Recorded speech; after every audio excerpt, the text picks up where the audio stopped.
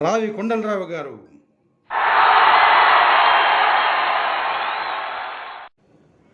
తమిళ నటుడు, రచయిత, comedy king Vivek గారు. ముందుగా వివేక్ గారు మాట్లాడతారు.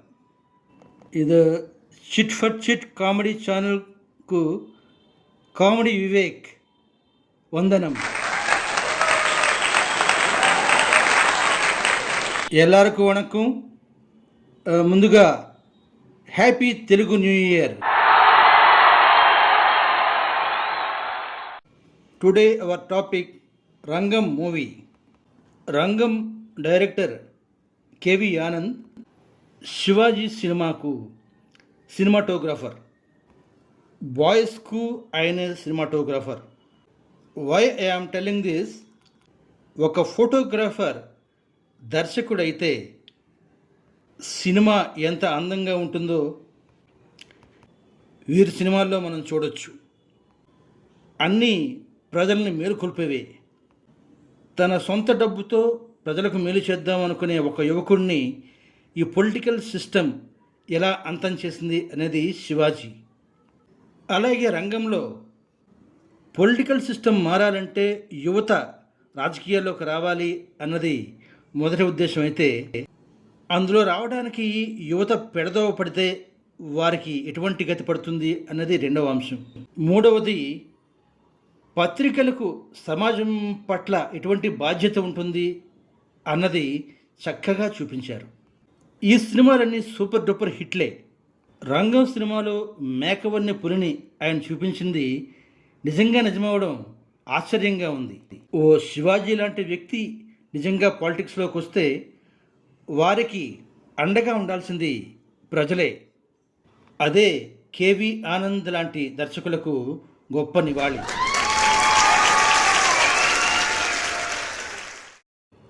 రావి కొండలరావు గారు. రంగం అంటే యుద్ధభూమి అని అర్థం.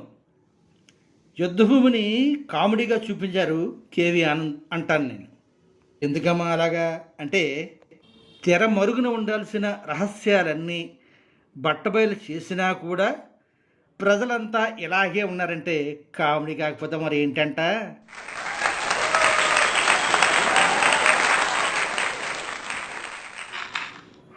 రంగం సినిమాలో దర్శకుడు చేసిన ప్రయత్నం ఏమిటంటే, ప్రజలు ఎలా కన్ఫ్యూజ్ అవుతున్నారు అన్నది స్పష్టంగా చూపించారు. అసలు రంగం అంటే యుద్ధభూమి.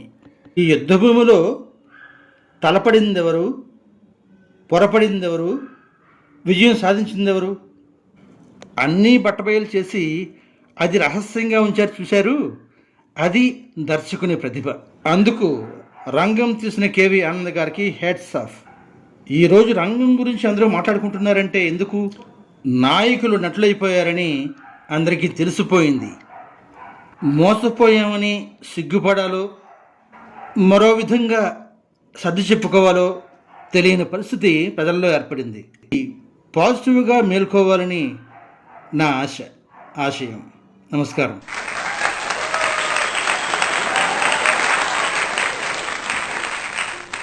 దర్శకరత్న దాసరి నారాయణరావు గారు.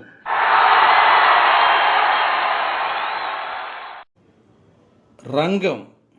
ఈ రంగంలో మనకు కేవి ఆనంద్ గారు చూపించిన రంగాలు రాజకీయ రంగం, పత్రికా రంగం, ఉగ్రవాద రంగం. మీకు ఆకలి విలువ తెలియదురా డైలాగ్ చెప్తాడు కదా, అందుకే ఆ రంగం కూడా. సింపుల్గా కథ ఏమిటి? ఇద్దరు స్నేహితులు రాజకీయంలోకి చదువుకున్న వాడు రావాలి అన్నది వారి ధ్యేయం. అందుకు ప్రెస్లో ఉద్యోగం సంపాదించిన వాడు హెల్ప్ చేస్తానని చెప్తాడు. వాళ్ళు చేసే ప్రయత్నాలు పెద్ద పార్టీల ముందు సోదులోను కూడా రావు. అది స్పష్టంగా కామెడీగా చూపించారు. మొట్టమొదట నిజం తెలియగానే ఫూల్ అయిన వాడెవడు? హీరో. ఒక పత్రికకు ప్రతినిధి, ప్రజలకు ప్రతినిధి, ఒక మార్పుకు ప్రతినిధి. అందుకే ప్రాణాలకు తెగించి తన చేతులతో తన పెంచిన మొక్కని నాశనం చేశాడు. ఇదంతా ఆఫ్ ది రికార్డ్. ఇవేమీ ఎవరికీ తెలియవు, కొంతమందికే తెలుసు. సాఫీగా సాగిపోతుంది. ముఖ్యంగా మనం తెలుసుకోవాల్సింది, చివర్లో ఇటువంటి రహస్యాన్ని మేము దాచాము అని హీరో హీరోయిన్లు రిజైన్ లెటర్లు ఇస్తారు.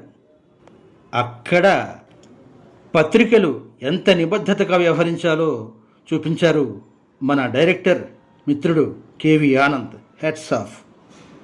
అటువంటి నిబద్ధత గల పత్రికలు నేటి సమాజంలో చాలా అవసరం. పత్రికలు కూడా పార్టీల్లా అయిపోతే ఎలా? ఇప్పుడు ఈ రంగం గురించి అందరూ చర్చించుకుంటున్నారంటే ప్రస్తుతం జరుగుతున్న కథ కూడా అదే. సెల్యులాయిడ్కి ఎంతో ఇంపాక్ట్ ఉంది, అది కాదనలేని సత్యం. ఆ సత్యాన్ని గుర్తించి మంచి వాళ్ళని గెలిపించి మనల్ని మనమే బాగు చేసుకోవాలన్న తపన ప్రజల్లో రావాలి. మాయల మారే సోషల్ మీడియాతో కన్ఫ్యూజ్ అయిపోక దేశం ముఖ్యం అన్న ఆలోచనతో ముందుకు వెళ్ళిన వారికి పాదాభివందనం. విలువలున్న నాయకులు, విలువలున్న పత్రికలు సమాజానికి ఎంతో అవసరం. జై హింద్.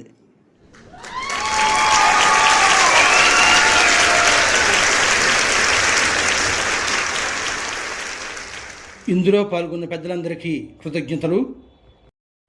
ఈ కొత్త సంవత్సరంలో మనం ఆక్పాక్ కరియాపాక్ కాకుండా ఉండాలని కోరుకుంటూ ప్రేక్షకులందరికీ శ్రీ క్రోధినామ సంవత్సర శుభాకాంక్షలు.